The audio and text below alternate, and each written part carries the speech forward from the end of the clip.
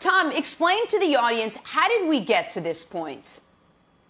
Well, listen, I think the best word to keep in mind here is distrust. These two sides distrust each other so much, they can't agree on what they agreed on. They had an agreement back in March, and they can't agree on what they agreed on because the owners think they have the right to revisit that agreement based on playing in empty ballparks. And the players are saying, no, we already took a pay cut. We're done taking pay cuts. So there's a lot of distrust here. I think you also have to remember here that the players looked at this as a way to look globally at the game. They have a CBA coming up in a year. And I think they're saying, prove to us that you're hurting economically. We want to see your books almost as a precursor to CBA negotiations. And the owners are looking at this as a one-off. How do we get baseball back following a global pandemic? So I think the perspective of the players is much broader. They want to bring every argument to the table, where the owners are saying, let's figure out a way in a very narrow window to solve this issue, and then we'll worry about the CBA. But so far, the two different perspectives are leaving them very far apart.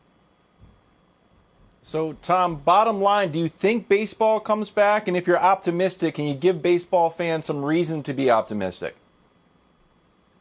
I remain optimistic, and I'll tell you why. I think the downside of not playing this year is so enormous that it will force something to happen to get the game back on the field. Now, obviously, a little less optimistic based on the commissioner's response. And if you notice, a statement from Tony Clark and a statement from Rob Manfred in the last few days both used the same phrases: bad faith negotiating. That's kind of the preamble to a grievance, right? And it could be from either side. The players have threatened, we're going to file a grievance because you've been negotiating in bad faith, and there's $1 billion at stake.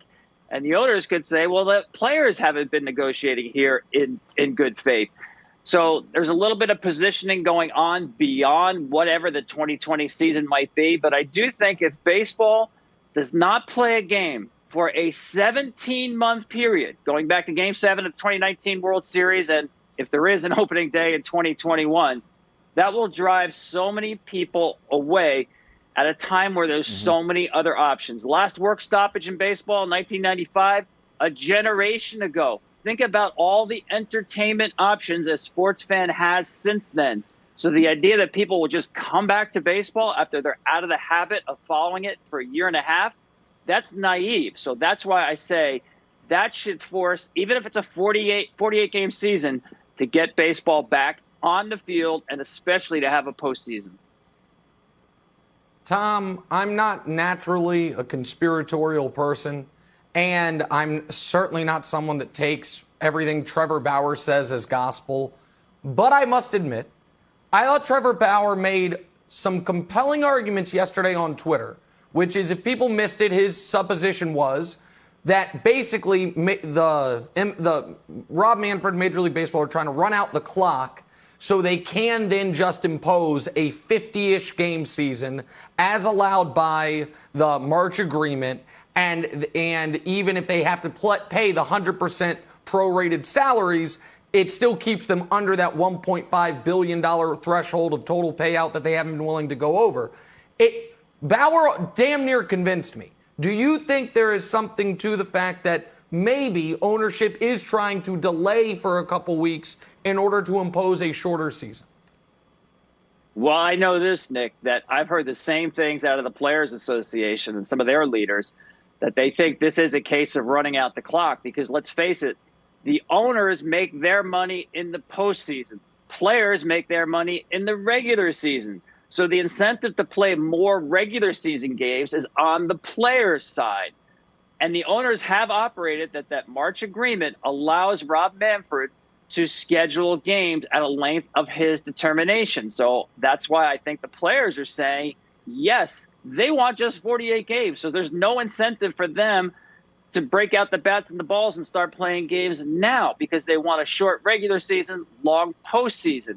So I understand where Trevor's coming from, but here's another way to look at this, though, guys. It's not so much he's trying to hold both ideas, that it's 100% will come back, Rob Manfred, and now I'm not so confident. Think about what changed in the meantime.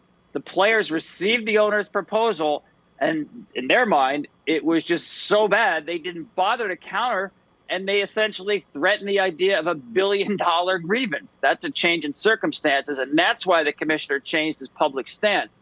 But I think Trevor's onto something here, that the clock, a shorter season, is in favor of the owners. Let's see if that is their game plan.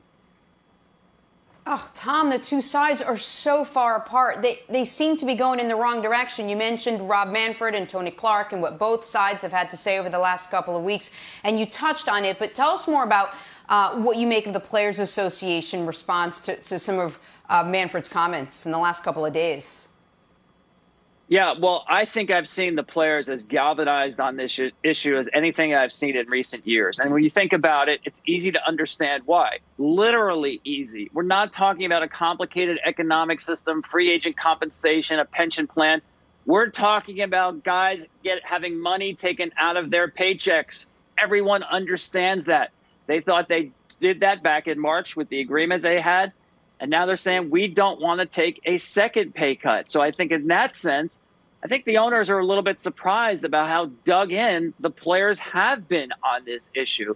I don't know if they've underestimated that, but I think this galvanization of the players union is something we haven't seen to this level with this generation of players. Now they're at the point where I'm sure a lot of them are saying, well, we're only talking now about maybe a third of the season. Where is our incentive to come back? And that's why I say be careful. The incentive is long-term. You can go ahead and punt a 31 or 48-game season, but be careful of what the ramifications are longer term. Tom, if baseball does come back, and you're optimistic, and I like to be optimistic, what is it going to look like? We're going to have empty stadiums, and I know there's some ideas being kicked around about not extra innings and more doubleheaders and things like that. What is baseball going to look like if it does come back? I think it has a chance to be exciting. That's the crazy thing about this, that if you get the game back on the field, the narrative changes immediately. Think about a season. Let's say it's 48 games. It begins immediately in the middle of a pennant race, right? Every team has got a shot. It's probably a wild finish with half the teams in baseball fighting for a playoff spot. Every game will count. I mean, people sometimes knock baseball if the season's too long, right? Too many meaningless games. Every game is meaningful. So I love the idea that there's some urgency to a baseball season from Jump Street. I'm not big on this idea of 7-inning doubleheaders. Don't gimmick up the game. But a key part of this, guys, is how the game now is presented on TV. Because without fans in the stands, it will look and sound really different, probably not really good. And that's where you need the cooperation of the players. Because I don't know about you guys, I want to hear those players mic'd up. That's part, I think, of how you deliver now what I call studio sports, right? Without fans in the stands, you better enhance the sound, the natural sounds of the game, and the players and the crack of the bat, all those things from field level bring people in because you're not going to have the excitement from the fans. That's going to take cooperation of the players, though, to sign off on this. And that's where negotiations are actually hurting the possibility of seeing a better product to us as fans. Thanks for watching. Subscribe here to get the latest from the show. Also, be sure to check out more of the best clips from First Things First, or go watch a few segments from our other shows on FS1.